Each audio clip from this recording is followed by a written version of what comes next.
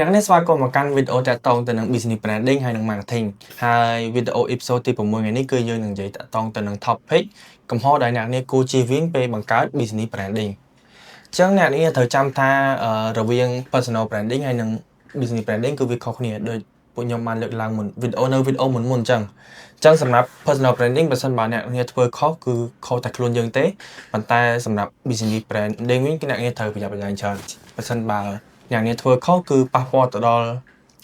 business របស់អ្នកនាងទាំងមូលតែម្ដងអញ្ចឹងវាអាចឈានទៅដល់គេស្អប់ឬក៏គេ block business របស់អ្នកនាងចោលទាំងមូលតែម្ដងហើយអញ្ចឹងចំណុចខាងក្រោមនេះគឺជាអ្វីដែលអ្នកនាងគួរជៀសវាងមកនៅពេលដែលបង្កើត business branding អញ្ចឹងចំណុចទី1គឺយើងនឹងនិយាយតាក់ទងទៅនឹងការរៀបចំលក្ខណៈសម្បត្តិអូខេតើនឹងការរៀបចំលក្ខណៈសម្បត្តិសម្រាប់យើងជា business branding យើងត្រូវតែគិតថាវីដេអូរបស់យើងចេញទៅការតបតែងខ្លួនរបស់យើងចេញទៅគឺមើលមកសមរម្យមើលមកចូលផ្នែកមហាជនហាមដាច់ខាតបើសិនជាមនុស្សស្អីកុំ sexy ពេកសម្រាប់នៅក្នុង business branding កុំនិយាយថា sexy ហួសកម្រិតពេកបើសម្រាប់មនុស្សប្រុសយើងត្រូវមើលទៅខោអាវណាដែលសមរម្យកុំពាក់អាវវា click អីចូលមកថតវីដេអូគឺបកមើលខ្លាំងមែនទេសម្រាប់ business branding គឺមើលមកគឺ low quality ខ្លាំងមែនទេអញ្ចឹងព្យាយាមខោអាវណាដែលមើលទៅអាចចូលពេលតែអ្នកគេចូលថតវីដេអូហ្នឹងទៅគេមើលមកចូលផ្នែករបស់មហាជនឧទាហរណ៍ដូចជាពាក់អាវបើយល់ល្អអ្នកនរគ្នាពាក់ជាឯកសណ្ឋានទៅហើយការរៀបចំហ្នឹងហើយត្រូវតែស្អាតខ្ញុំតែនិយាយមែនតើណាត្រូវតែស្អាតសម្រាប់កន្លែងហ្នឹងជាពិសេសដូចជាឧទាហរណ៍ជាក់ស្ដែងបើសិនជាអ្នកគ្នានៅជាវាថាគ្រឿងសម្អាងវិញហ្មងធម្មតាតែយើងលក់ផលផលបែបគ្រឿងសម្អាង skin care អីហ្នឹង 100% វីដេអូរបស់អ្នកគ្នាត្រូវតែតុបតែងខ្លួនឲ្យស្អាតយកតែម្ដងជៀសវាងការចូលមក spray proof ព្រោះថាធម្មតាតែយើងលក់គ្រឿងសម្អាងបើយើង spray proof អត់មានគេចាប់អារម្មណ៍ទេអូខេអញ្ចឹងសម្រាប់ខ្ញុំការ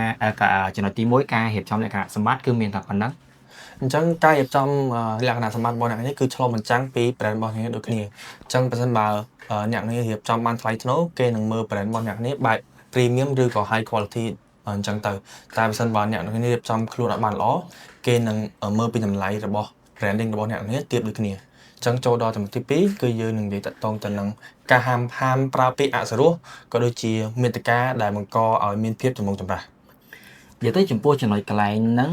ការហាមប្រើពាក្យអសុរោះក៏ដូចជាមាតិកាដែលបង្កឲ្យភាពមានចម្រូងចម្រាសហ្នឹងយើងនិយាយតាំងពីវីដេអូទី1ហើយប៉ុន្តែយើងចង់មកលើកមកវីដេអូមួយនេះទៀតដោយសារអ្នកត្រូវចាំថាអ្នកទាំងអស់គ្នាគឺជាអ្នកបង្កើតមាតិកានៅក្នុង business branding វាខុសពីអ្នកបង្កើតមាតិកាឯករាជ្យឬក៏មាតិកាផ្ទាល់ខ្លួនបើសិនជាយើងបង្កើតមាតិកាឯករាជ្យឬក៏ផ្ទាល់ខ្លួនចង់និយាយបែបណាក៏អត់អីដែរព្រោះថាពេលតែខុសតែខ្លួនឯងទេប៉ុន្តែបើសិនជាយើងជាអ្នកដែលបង្កើតមាតិកានៅក្នុង business branding អញ្ចឹងគ្រប់ពាក្យពេចន៍ដែលយើងនិយាយត្រូវតែមានក្រមសីលធម៌មិនថាពាក្យពេចន៍ទាំងកាយវិការទាំងអីទាំងអស់តែម្ដងនៅពេលដែលនៅក្នុង content ហ្នឹងត្រូវតែជាវាគឺប្រើលឹះលប់ដែលមើលទៅវាអក្រមសីលធម៌នៅក្នុងវីដេអូមួយហ្នឹងព្រោះថា business branding តម្រូវឲ្យយើងប្រើពាក្យគួរសមជានិច្ចហើយរៀបចំពាក្យឲ្យបានល្អហើយមួយទៀតមាតិកាដែលបង្កភាពចម្រូងចម្រាសឬក៏ធ្វើជាឆ្លោះគ្នាដើម្បីយក attention ពីអ្នកមើលវីដេអូមាតិការបស់វីដេអូមាតិកាបែបហ្នឹងគឺសម្រាប់ខ្ញុំ recommend អត់ឲ្យ business branding អត់ឲ្យអ្នកបង្កើតមាតិកា business branding ទាំងអស់ធ្វើបែបហ្នឹងទេព្រោះថាប៉ះពាល់ខ្លាំងមែនទែនវាបានតែបញ្យោប៉ុន្តែវាបានតែបញ្យោនៅក្នុងវីដេអូមែនប៉ុន្តែ audience គេមើលមកគេអត់ចូលចិត្តទេព្រោះថាយើងគេគិតថាយើងសំដែងធ្វើជាឆ្លោះគ្នាអញ្ចឹងនាំតាអាប់អោនកិត្តិយសដល់brand របស់យើងទេអញ្ចឹងជៀសវាងដាច់ខាតការធ្វើជាមិត្តការបែបឆ្លោះគ្នាដើម្បីតាក់ទាញ view ហ្នឹងអាហ្នឹងខ្ញុំអត់ឲ្យអ្នកទាំងអស់គ្នាធ្វើទេខ្ញុំសូមនិយាយថា no មកសម្រាប់មាតិកាបែបហ្នឹងអូខេអញ្ចឹងសរុបមកអ្នកនាងត្រូវហាមប្រើពាក្យអសុរោះនៅក្នុងវីដេអូហើយព្យាយាមប្រើពាក្យដែលមានក្រមសីលធម៌សម្រាប់បង្កើតមាតិកានៅក្នុង business branding ហើយអ្នកនាងក៏ព្យាយាមស្វែងរក idea ផ្សេងៗក្នុងការបង្កើតមាតិកាជាងអ្នកនាងបង្កើតមាតិកាដើម្បីឆ្លោះគ្នាឬក៏ live ជេរគ្នាជាដើមអញ្ចឹងចូលដល់ចំណុចទី3គឺយើងនឹងនិយាយតាក់ទងទៅនឹងគុណភាពរបស់មាតិកាវិញម្ដងអូខេសម្រាប់sorry អូខេអញ្ចឹងសម្រាប់គុណភាពមាតិកា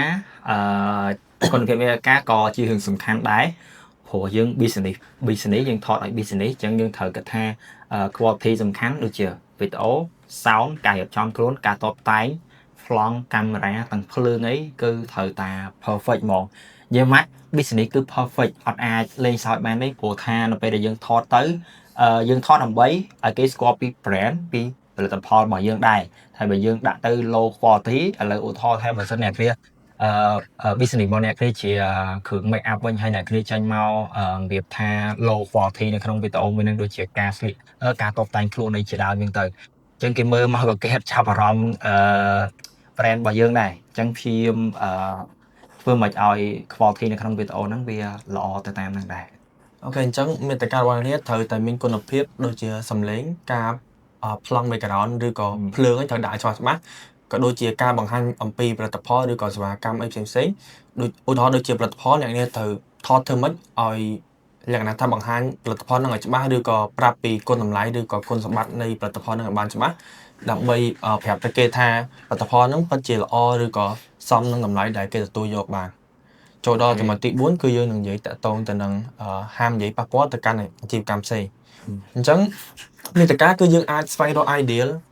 បានច្រើនមែនតើក៏ដូចជាអ្នកនេះអាចទៅរកបាននៅលើ Instagram នៅក្នុង YouTube អីអត់ខ្វះអញ្ចឹងអ្នកនេះព្យាយាមកុំនិយាយប៉ះពាល់ទៅអាជីវកម្មផ្សេងព្យាយាមបង្កើតមាតិកាដែលជាសមិទ្ធផលរបស់ខ្លួនឯងអ្នកនេះអាចស្វែងរកidea បានច្រើននៅក្នុង AI អ្នកនេះអាចប្រើ ChatGPT បានហើយអ្នកនេះត្រូវធ្វើម៉េចបង្កើតមាតិកាមួយឲ្យច្បាស់ថាវា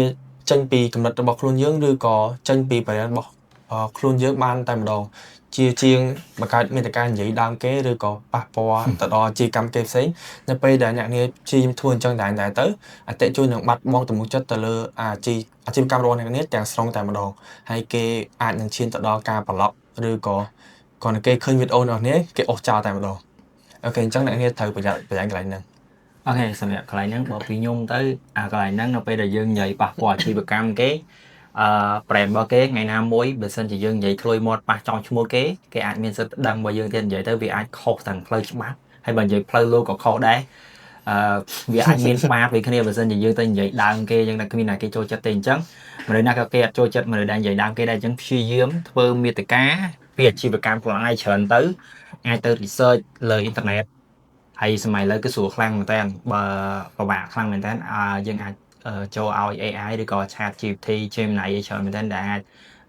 ទៅសេទៅប្រាប់ទៅគេនឹងរៀបរាប់ពី content ឲ្យយើងហើយអញ្ចឹងជឿវិញដាច់ខាតមែនតើការទៅប្រៀបធៀបអាជីវកម្មខ្លួនឯងជាមួយនឹងអាជីវកម្មអ្នកដទៃ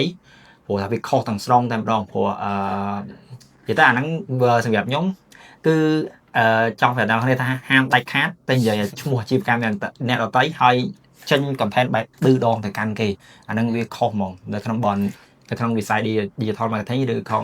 នៅក្នុងវិស័យ content creator ហាមដាច់ខាតតែម្ដងអូខេចូលដល់ចំណុចទី5គឺយើងនឹងនិយាយតាក់ទងទៅនឹងការចម្លងមាតិការបស់អ្នកដទៃដូចខ្ញុំបានរៀបរាប់មុនអញ្ចឹងមាតិកាគឺយើងអាចស្វែងរក idea បានច្រើនមែនតើមិនថានៅក្នុងប្រព័ន្ធបណ្ដាញសង្គមផ្សេងៗយើងអាចរកបានអញ្ចឹងអ្នកគ្នាជឿវាបង្កើតមាតិកាដែលចេញពី idea ឬក៏កំណត់ខ្លួនឯងជាជាងដែលយើងទៅចម្លងរបស់អ្នកមាតិការបស់អ្នកដទៃទាំងស្រុងតែម្ដងអញ្ចឹងអ្នកគ្នាអាចច្នៃមាតិកាដែល viral ផ្សេងៗនៅក្នុងបណ្ដាញសង្គមដូចជា Instagram អញ្ចឹងអ្នកនេះអាចច្នៃចេញមកធ្វើជាមាតិការបស់ខ្លួនយើងឲ្យបានល្អជាជាងអ្នកនេះចម្លងរបស់គេមកអញ្ចឹងនៅពេលដែលអ្នកនេះចម្លងមាតិការបស់គេតារាច្រើនទៅគេអាចនឹងស្អប់ឈានទៅដល់ការប្តឹងផ្តល់គ្នាឬក៏ឆ្លោះគ្នាដែលធ្វើឲ្យមានភាពចម្រូងចម្រាសនៅក្នុង business branding អញ្ចឹងវាក៏ប៉ះពាល់ទៅដល់ branding របស់អាជីវកម្មរបស់គ្នាដូចគ្នាអូខេធម្មតាទេតែយើង copy គេអីវាដែលល្អជាង version ដើមទេដូចជា bot copy ហើយ bot original អញ្ចឹងគេប្រកាសយកឲ្យតម្លៃទៅលើ original ច្រើនហើយប៉ុន្តែមិនមែនមានន័យថាយើងអាចចម្លងពីគេទេយើងអាចចម្លងពីគេបានខ្លះដូចគ្នាយើងអាចលួច idea ពីគេដើម្បីហើយប៉ុន្តែមិនមែនលួច idea មិនលួចកំណត់ពីគេទាំងស្រុងទេយើងអាចលួចកំណត់ពីគេខ្លះបូកបញ្ចូលកំណត់ខ្លួនឯងខ្លះព្រោះថាអត់មានមនុស្សណាដែលមាន ideal 100 លើ 100 ដែលអាចបង្កើតមាតិកាបានទេធម្មតាទៅមើលវីដេអូរបស់គេខ្លះហើយនឹកខ្លួនឯងខ្លះតែជឿវាងការយករបស់គេទាំងដល់មកធ្វើជារបស់ខ្លួនឯងព្រោះពេលខ្លះវាអាចជាប់កម្មបញ្ហាបាទជាប់ copyright ដូចគ្នាអញ្ចឹងបើសិនជាអត់ដឹងថាទៅរើណាទេអាចទៅចូលមើល Instagram TikTok ហើយព្យាយាមអស់ទៅហើយមើលវីដេអូណាទៅណាហើយយើងបែកវាឲ្យខ្លួនឯងទៅច្នៃវាទៅខ្ញុំគិតថាល្អខ្លាំងមែនតើអូខេអញ្ចឹងសម្រាប់ពីខ្ញុំទៅគឺមានតែប៉ុណ្្នឹងទេអញ្ចឹងមាតិកាបើសិនជាអត់មាន idea ហ្មងការចម្លងមាតិកានៅ នៅខាងប៉ែកអឺរ៉ុបឬក៏នៅ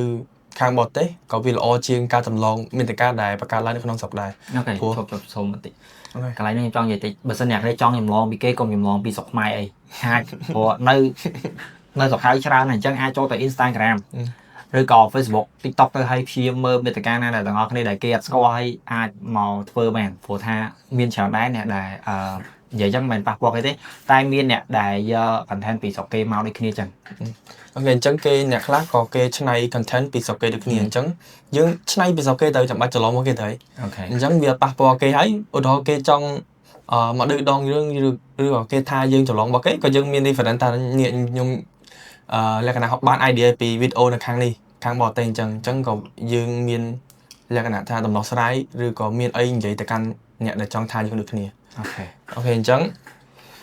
ចូលទៅដល់ចំណុចទាំងអស់នេះគឺជាអ្វីដែលអ្នកទាំងអស់គ្នាត្រូវប្រយ័ត្នប្រយែងនៅពេលដែលអ្នកទាំងអស់គ្នាបង្កើត business branding